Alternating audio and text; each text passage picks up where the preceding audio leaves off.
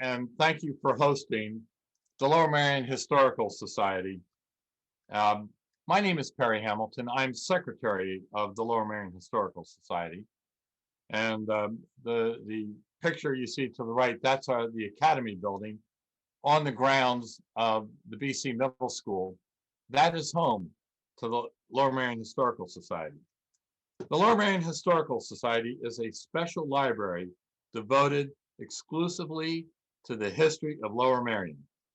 We have an archive room with a great deal of primary historical sources, and with that, we support those who study and read history, and also very much so, we support those who write history.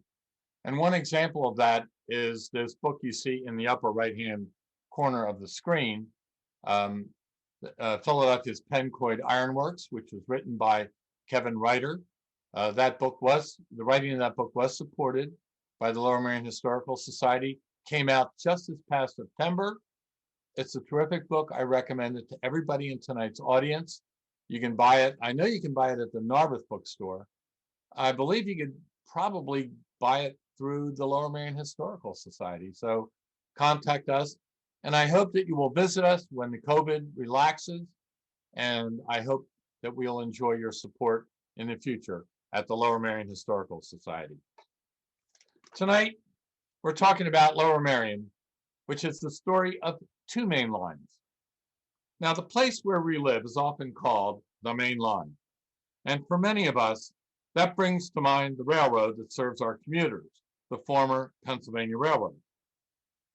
But it's important to realize for all of us living in Lower Merion, for our identity, that Lower Merion is actually the home to two main lines that were both very large and very significant in the presence of the United States of America, as well as the world. This makes Lower Merion rare, if not unique, having this presence. And the two major railroads that I'm talking about are shown here by their logos, the Reading Railroad and the Pennsylvania Railroad. I should point out that the formal name of the Reading Railroad was the Philadelphia and Reading Railroad Company, but ever since I played Monopoly as a little kid, I just call it the Reading. This is a map of Lower Merion. It's an adapted map of the Levering map of 1857. I use it because it shows our railroads. Let me see if I've got I don't know if all of you can see my cursor, but I'm moving my cursor along the Schuylkill River border. That's our northeastern border. I tilted this map to give it an up-down northern orientation. So this Schuylkill River is our northeastern boundary. And the Reading Railroad comes to us from Reading through all the towns, through Conshohocken, and enters in to Gladwin, right along the Schuylkill River. And as you can see by my cursor, it goes all the way through Lower Merion. And where my cursor is now, that's City Line Avenue. The Reading Railroad continues along the Schuylkill River through Fairmount Park and crosses the Columbia River Bridge, crosses Schuylkill River, Columbia River Bridge. You know that bridge because that is the finish line of the rowing races on the Schuylkill River. So when you're in a traffic jam and you look across the river and you see those grandstands where the rowing races end, that's the Columbia River Bridge. That bridge was built by the Reading Railroad. And the Reading goes across the Schuylkill River there and then down through the Fairmount section of Philadelphia. But it's underground until about 22nd Street, where then it emerges on the surface level again. That's the Reading Railroad. Moving on down City Line Avenue, all the way down, you can see where my cursor is on City Avenue. That's 63rd Street. That's where the Overbrook train station is. The Overbrook train station is the beginning of this area called the Main Line. Overbrook is the first town, the first station of the Main Line. And it goes Overbrook, Merion, Narberth, Wynwood, Ardmore, Haverford, and then Bryn Mawr. Those are the stations in Lower Merion. And that railroad roughly takes this big sweeping curve around Merion, down into Narberth, and then from here, honestly, it follows Lancaster Avenue or Route 30 all the way out past Paoli. So this section we see this dropping down, below Haverford College and down towards where Bryn Mawr Hospital is, that's gone. We really follow Route 30, really all the way to Lancaster, where it then turns north. I want to point out this map is old enough that it shows what's called the Philadelphian Columbia Railroad. That was a very early railroad built by the state. I just want to tell you where it comes in. It comes in at Conshohocken State Road. That's roughly 52nd Street, Philadelphia. And what it does is it enters where today, if you're familiar with LA Fitness on City Line Avenue, that's where it comes in. And it follows up to roughly where the BMW dealership in Bala Cynwyd is, swings around where it follows what we now today call Montgomery Avenue. So that gives you the geographical lay of the land of what I'm talking about, the two main lines that are within Lower Merion. The backdrop of this story, the story of two main lines, is the Industrial Revolution. The Industrial Revolution was the largest period of economic growth in the history of civilization, by far. No country in the world participated in and benefited from the Industrial Revolution more than the United States of America, by far. And in the United States of America, no area, at least in the beginning of the Industrial Revolution, played a bigger part in the Industrial Revolution than the Schuylkill River Valley here in southeastern Pennsylvania. Not only was the Industrial Revolution the largest period of economic growth, but economically speaking, it was a rising tide that floated nearly all boats. It was a great period of economic growth. It was a great period of social justice. It was a great period of fantastic social mobility. And again, right here in Lower Merion, we were right at the heart of it, right at the beginning of it.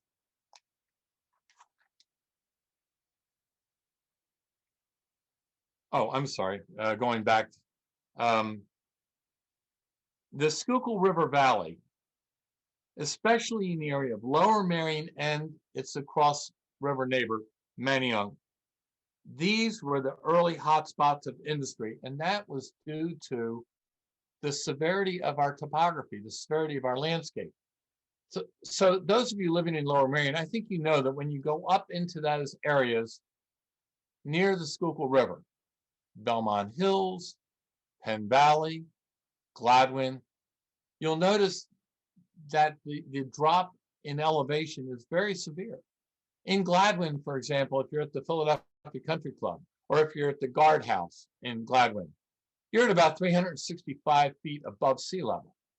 But if you go to the VFW post down on the river in Gladwin, you're at about 20 feet above sea level. The drop is very severe and very quick. The same thing occurs in Belmont Hills. What we get as a result from that is gushing and rushing streams that are very powerful and very good at pushing water wheels. And from that, we developed many water-powered mills in Lower Merion. Well, once you're involved and participating in the Industrial Revolution, you are by nature, as a matter of everyday routine, you will become an innovator of industry. And that's what made Lower Merion, and it's across the river neighbor, Manayunk, East Falls, the Wissahickon area, they too were hotbeds of this. I should point out that between the era of the Roman Empire and the early 1800s, life for nearly all people changed very little. No person ever traveled faster than 20 miles an hour. The fictional character Ben-Hur, who raced chariots in the Roman Colosseum, probably traveled at about 20 miles an hour. And nobody in 1790 anywhere in the world traveled faster than that. Travel over water rarely exceeded 4 miles an hour. People rarely traveled more than 30 miles in a lifetime. For the farmer, the planting of seed, the growing of crop, the harvesting of crop, the selling and taking the market of crop was pretty much the same in 1800 as it was in the days of the Roman Empire. Roads had changed very little. Bridge building was practically the same. Homes were about the same as they were for hundreds of years in England. Plumbing, sanitation had not improved. We were still using outhouses. And transportation was pretty much the same as it was in the Pleistocene age. You traveled by foot at about 2 miles an hour. Freight never traveled more than 3 miles an hour, no matter how you did it. And that was until the Industrial Revolution. And the Industrial Revolution changed all of that. And at the forefront of changing that were our two main lines, the Reading and the Pennsylvania. And the Reading was the first. The Philadelphian Reading Railroad was founded in 1833. It was one of the earliest common carrier railroads in America. There were other railroads, but they were mostly private and bound within private lands. This was the first one chartered by the state that was allowed to get a right of eminent domain to a variety of communities. The Reading Railroad had a terrific water level route that followed the Schuylkill River with no adverse grade. It had a terrific business plan. It had a very workable route. It had a very well-built, well-engineered rail bed, and the Reading Railroad, when it operated, beginning after 1839, became immediately profitable, and within 10 years, that is by the mid to late 1840s, it was the largest business corporation in the world. It was arguably the first business conglomerate in the world. And for those of you who are versed in these economic terms, it was among the first horizontally integrated business corporations. It was among the first vertically integrated business. It had it all. As it grew, the Reading Railroad became the largest railroad. It developed, the Reading Railroad developed the largest inland port in the world. Those of you familiar with the section of Philadelphia called Port Richmond, Port Richmond was built by the Reading Railroad from the ground up. It effectively monopolized the transporting of coal from the southern coal fields. It developed the world's best performing locomotive of the 19th century, and that's a big deal. It built one of the most beautiful railroad terminals in the world. The Reading Railroad was first to develop summer vacation travel to the Jersey Shore. And the Reading Railroad offered the fastest and the safest and arguably the most luxurious commuter traffic from Philadelphia to New York City. Spoiler alert. The Reading Railroad went bankrupt 3 times just in the 19th century. It went bankrupt for a 4th time in 1976. Coal was the reason for the Philadelphian Reading Railroad. By the early 1800s, both in New York City and Philadelphia, there was a shortage of firewood.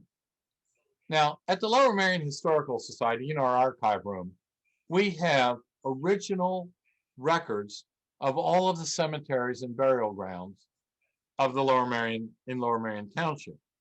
We have transcribed these to computer data sheets. You're welcome to view them anytime you wish to visit the Lower Merion Historical Society, and we welcome you. But what we find out from these burial records is a lot of people died by freezing to death. There was no wood. And if the cold snap or the cold period lasted longer than your firewood, you froze. The solution to this was to bring the newly discovered coal from the mountains of Pennsylvania to Philadelphia and also New York City. This was first done with canals on the Schuylkill River. But canal boats traveled at about 3 miles an hour. And canal boats froze in place during the winter months. The canals froze up solid in the winter.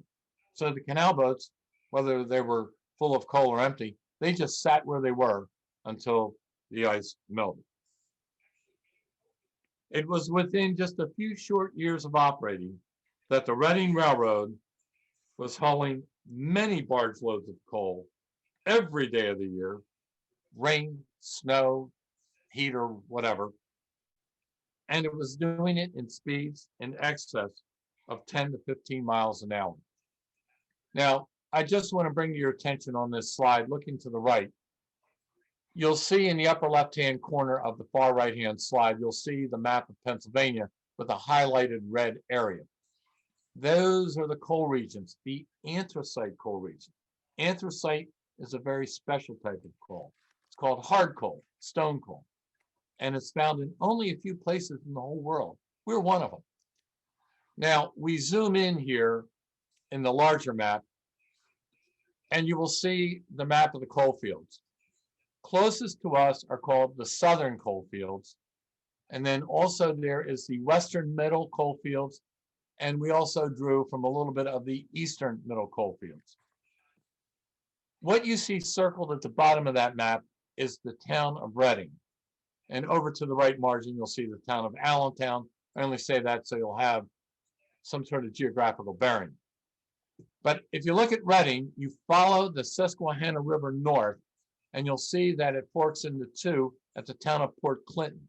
Now you're in the mountains. Now you're at about 700 feet above sea level. And when it forks off to the left towards Pottsville, which is in that southern coal field, that was, I call that the capital of the coal region. Now you're really into where the coal comes from. So the coal came from that area down the Schuylkill River. We did it by canal for quite a few years. But ultimately, the Reading Railroad was built, and that revolutionized the way coal was brought to the cities. And it changed everything. It grew industry. We had steel mills, iron mills actually, that became steel mills, and other industry along the Schuylkill River Valley. One notable was Birdsboro, that had the E.G. Brooks Iron Company. That became Birdsboro Steel, a huge steel company. If you move further on down the Schuylkill Valley, in Lower Merion, one of the big steel companies of America was the Pencoid Iron Works, developed by the Roberts cousin. That was right on the banks, what today we call the M District of Lower Merion, where they built the Athena and so forth. That used to be Pencoid Iron Works. It became later on part of U.S. Steel. So this map sort of shows you that. The slide here shows some of the grandeur of the Reading Railroad in its very best years. To the left, we see the magnificent presence of the Reading Railroad in Philadelphia. Now, just to show you what we're seeing is sort of a drone's eye view or a bird's eye view from probably, I would say, the top of the, well, across Broad Street, and you're looking towards what would be the Philadelphia Art Museum. And what you see is the tremendous industry that grew up along the railroad tracks of the Reading Railroad. And then what you see is the Reading Railroad goes underground at 21st and Hamilton Street and stays underground until it comes near the Columbia Bridge, and then it crosses Schuylkill River, comes into Fairmount Park, Philadelphia, and then on out to Lower Merion. Over to the right, one of my favorite buildings in Philadelphia. There are very few, if any, buildings in Philadelphia more beautiful than this building, and thank God it still remains. This is the Reading Terminal. This is the corporate offices of the largest railroad in the world, the Reading Railroad. And I love that corner office there about 3 stories up with my cursor nails right on that. That's the president's office, and it's absolutely beautiful. And then, of course, if you're able to go down 12th Street, this is Market and 12th. You go down 12th Street, you become to the train sheds, which are the markets of the Reading Terminal. Anytime I'm in Philadelphia at lunchtime, I go to the Reading Terminal for lunch. And I love to just walk around that building. Believe me, if you do it, I think you'll agree with me. The craftsmanship, the trades that are on display in that building are second to none. As I said, I'm glad it's there. I think the great big guitar out there at its front entrance sort of shows the modern era's dominance of the industry of rock and roll overtaking the railroad industry. And so this is the Reading at its peak.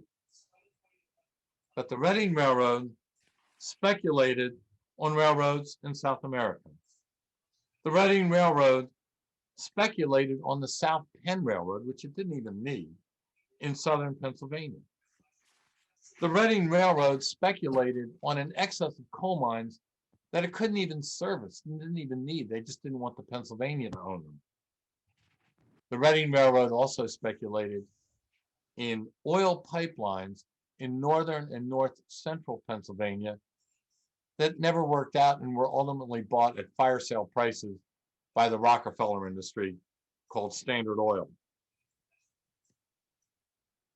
The sad news is that by 1880, the Reading Railroad went bankrupt. Now, 2/3 of the equity stock of the Reading Railroad was owned by a British bank called McCalmont Brothers. And also 1/2 of the debenture debt bonds were also owned by the McCalmont Brothers Bank in London, England. When the Reading Railroad went broke in 1880, McCalmont Brothers just threw up their hands and they put all of the equity, all of the bonds right out there on the open market. They sold it all through Kidder Peabody of New York City. And very sadly, it was bought by the New York City interest. William Vanderbilt alone, owner of the New York Central Railroad, bought 40,000 shares of the Reading Railroad, fire sale prices, and he became the dominant presence in the stockholders of the Reading Railroad. The J.P. Morgan Bank, a close ally, in fact, the banker of the Vanderbilt family, the banker of the New York Central, J.P. Morgan bought the debt. And so from this point on, the Reading Railroad is no longer a Philadelphia-based company. It's no longer a Pennsylvania-owned business. This beloved, grand Reading Railroad is now the property of New Yorkers. By 1883, the Reading Railroad comes out of receivership. That's 1883. 1884, it's bankrupt all over again. Same president. He sends it into bankruptcy a second time. And this time, it comes out by the New Yorkers, mostly J. Pierpont Morgan, taking an iron grip on the whole company and putting New York people in charge of even operating the Reading Railroad. Those offices were now occupied by people put there by J. Pierpont Morgan. There was one little gasp of breath for the interest of Philadelphia. That happened in 1892 at a stockholders meeting by a surprise stockholders maneuver. Philadelphians, led by John Wanamaker, put in their man as president, Archibald McLeod. And in 1892, he quickly grew the Reading Railroad to be the largest railroad in America. And then, just about as miraculously, in 1893, the Reading was bankrupt again. And this time, Morgan comes in with his New York interest. He divides up all the assets, and he solidifies the Reading Railroad as New York City property. The only interesting part of that was one of his partners, one of Morgan's partners, was a Philadelphian named Edward T. Stotesbury. Stotesbury became in charge of the Reading coal interest. So there was that little Philadelphia interest. I find it interesting. He also was a board member of the Pennsylvania Railroad. So that was sort of interesting. But that's the sad fall of the great Philadelphia and Reading Railroad. Unlike the Reading Railroad, the Pennsylvania Railroad did not have an attractive business prospectus.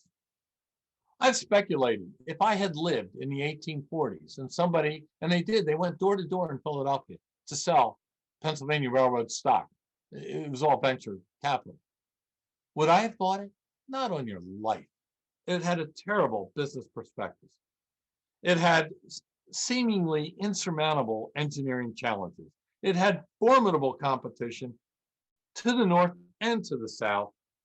Besides that, in 1846, it was late getting into the game. Its southern competitor, the Baltimore and Ohio, had been in business since before 1830. And of course, by 1846, the New York Central Railroad was well underway, well established. Yet, as a twist, the Pennsylvania Railroad grew to be the largest business corporation in the world. And when I say it was the largest business, it was the largest by revenues. It was the largest by assets. It was the largest by stock value, net worth, real estate assets, track mileage, rolling stock. I don't care how you want to measure the size of a corporation, any way you want to measure it. The Pennsylvania Railroad became the largest business corporation in the world by the early 1870s. It became the most dominant railroad in the world. The Pennsylvania Railroad's freight to New York City from the rest of the country, the next closest competitor was the New York Central. It was only 3/4 the size of the railroad. And the Pennsylvania Railroad hauled more people and freight to and from New York City and the rest of America than all other railroads combined. Furthermore, the Pennsylvania Railroad paid a dividend every year from 1846 until 1946. It paid a dividend every year for 100 years. That has yet to be duplicated. Furthermore, the Pennsylvania Railroad failed to meet, in other words, it never failed to meet a trade obligation between 1846 and 1946. If that's ever been broken, I haven't heard of it, and it's a very admirable record.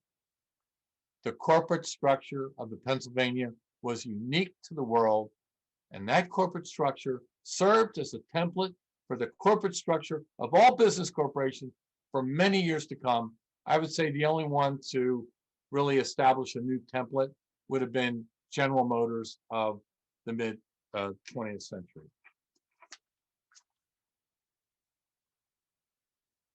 This is a drainage map of Pennsylvania. And this is why I say that I have speculated that if the Pennsylvania Railroad, way back in 1846,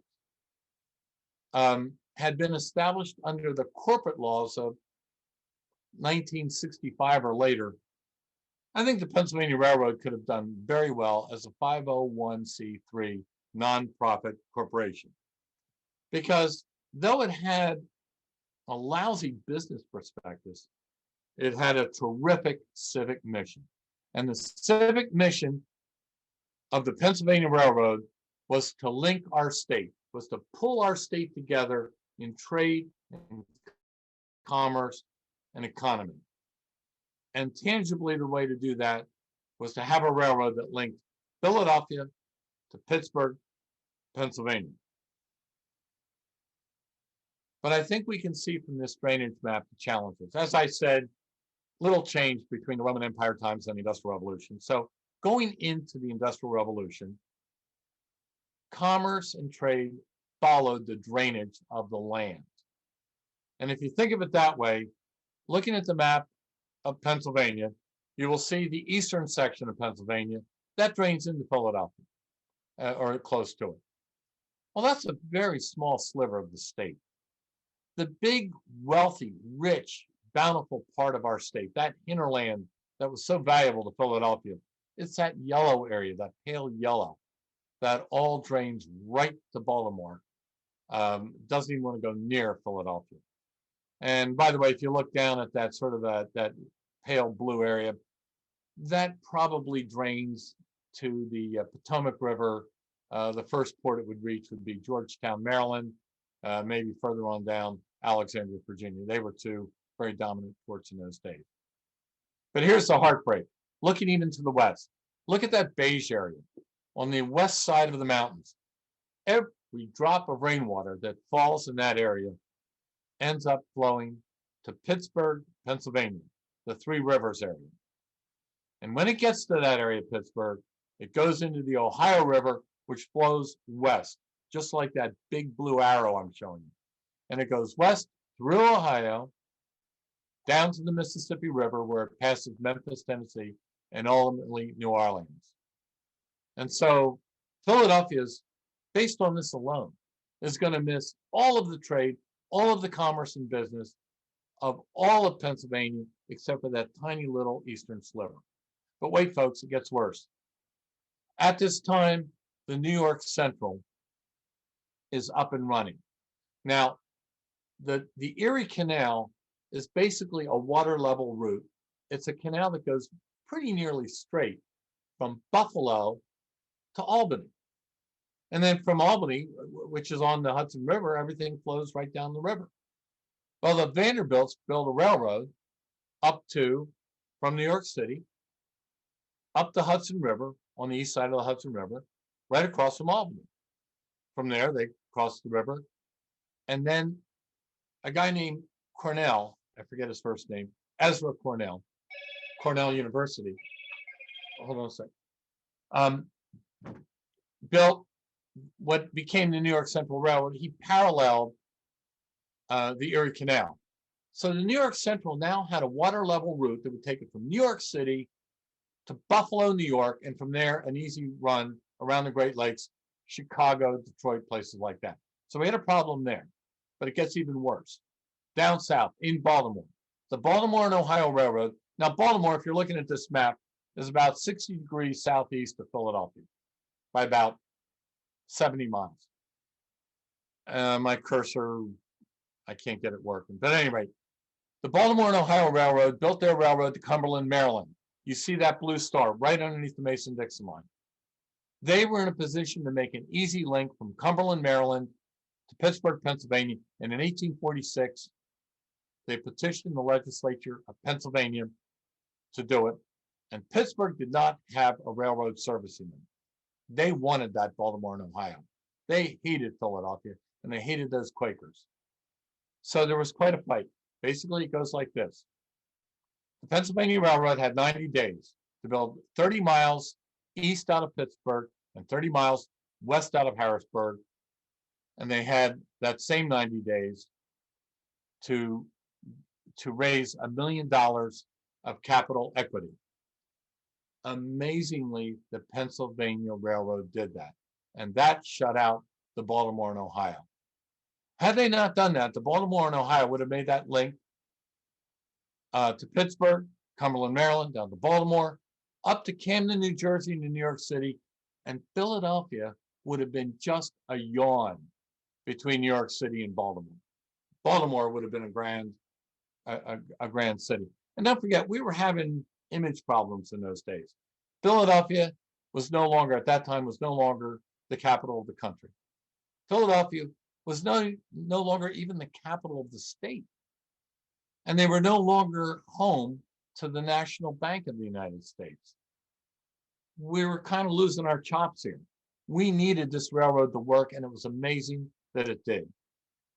And it was all due to fantastic engineering efforts of the chief engineer of the Pennsylvania Railroad, a guy named Edgar Thompson. Now, this is simply a map of the Pennsylvania Railroad at its maturity. And I would say 90% of this was completed by the 1870s. I just want to point out to you what I show you here on the map. I circled over to the right, New York City, connected to Philadelphia, which I've circled, which main line connects to Pittsburgh. And then from Pittsburgh, you should be able to see that we quickly go to Chicago up on Lake Michigan, which is the top of the Midwest, which dominates Midwest trade. And we also go out to St. Louis on the Mississippi River. That's the gateway to the West. This is what made Pennsylvania Railroad the dominant railroad of the United States of America. And it kept it in first place as the biggest corporation in America, biggest corporation in the world. And I think what you would notice, and I pointed out here on this slide, it must go through Lower Merion. See that red thing near Philadelphia? That's Lower Merion. I can't talk about the corporate character, the Society of Mainline Philadelphia, Society of Lower Merion, without telling you about this gentleman right here, J. Edgar Thompson. He was the chief engineer of the Pennsylvania Railroad from the very beginning, 1846. He was the one who figured out how to make a viable railroad go across those very difficult mountains, the Allegheny Mountains of Pennsylvania, and he got us into Pittsburgh. But in 1852, he organized a bit of a corporate coup. He was what you might call the leader of the Young Turks of the Pennsylvania Railroad, and he became president of the Pennsylvania Railroad, throwing out a lot of the financial interests. And J. Edgar Thompson is, in this topic, one of the domineering people. He is the person most singularly responsible for developing the community culture of Lower Merion and the main line, and yet he's a person who never lived in Lower Merion or never lived in the main line. J. Edgar Thompson was a Quaker, born in a Quaker town, Quaker area, Springfield, Delaware County, like where the Springfield Mall is. He was a homeschooled civil engineer. That is to say, his father was a civil engineer, and he learned it from his dad. He was a wealthy man who eschewed all the trappings of wealth. True to his Quaker beliefs, he lived a very plain and simple life, regardless of his enormous wealth. He did not partake in any high society or society events. He was quiet, humorless, and some would say even cold.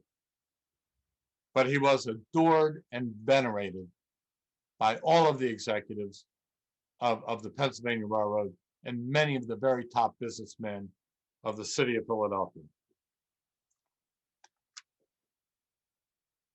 As the chief engineer, what's most notable about him as chief engineer was, A, his many engineering accomplishments that were done at minimal expense. He was a fiscal conservative through the whole thing. And also what he was able to do, which many builders are unable to do, he avoided the glittering objects to the side. As you build this railroad, you come across many fertile, lush valleys that would be perfect to send a railroad down. But that wasn't the mission. He kept on going.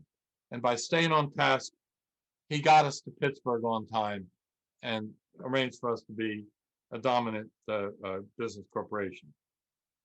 As president of the Pennsylvania Railroad, J. Edgar Thompson ran a company that was fiscally conservative in every way. The company was virtually void of any scandal, and it was really virtually void of any corporate infighting, very unusual. And it was J. Edgar Thompson singularly, well, with a little help from his friends, but he established the template of corporate organization that was imitated by many, like I said, well into the 20th century. He was beloved by all rank and file. And I think one of the amazing stories that illustrates this is Andrew Carnegie worked for the Pennsylvania Railroad under J. Edgar Thompson. But he went and he formed his own, he left the railroad and formed his own business corporation. Andrew Carnegie had a very healthy ego. And yet the name of his first company was called the J. Edgar Thompson Works. Just shows you how beloved he was by some people.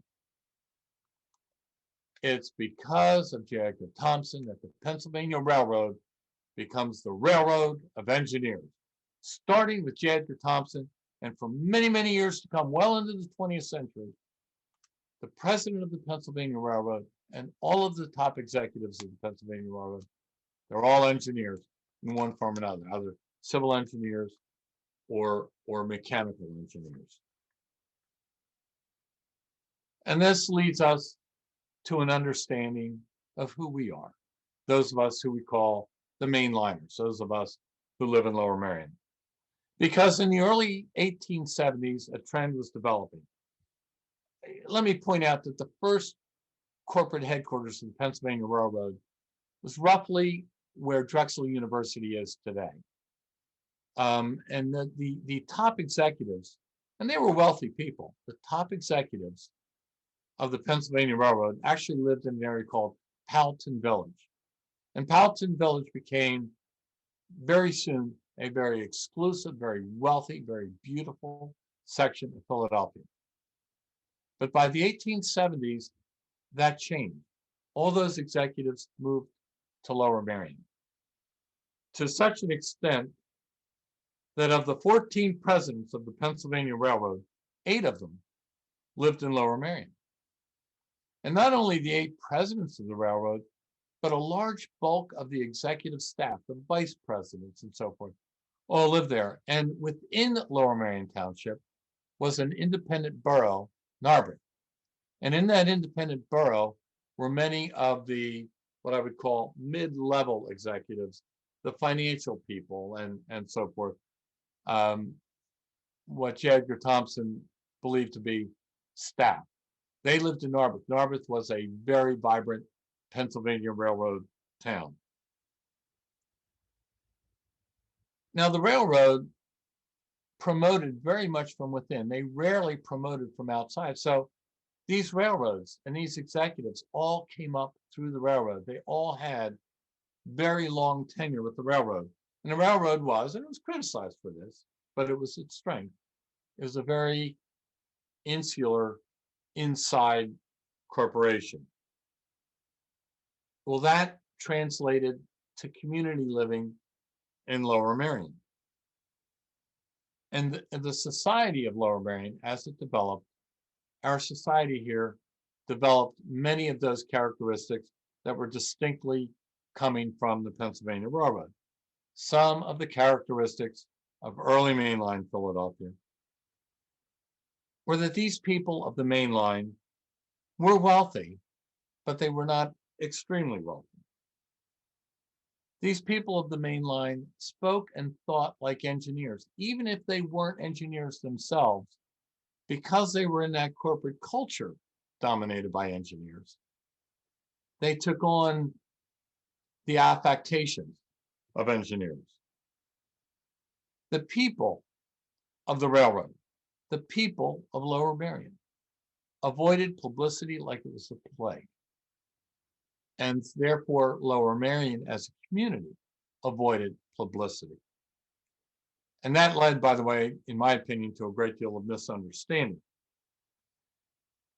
Like their great mentor, Edgar Thompson, they were not showy with their wealth. There was no conspicuous, when I say no, there was practically no conspicuous consumption along the main line. These people who lived here were sober and measured in their demeanor. They were intelligent, but they were not intellectuals. They were worldly, but moreover, they were insular and they were provincial. And there it is that I tell you that the Industrial Revolution is a backdrop.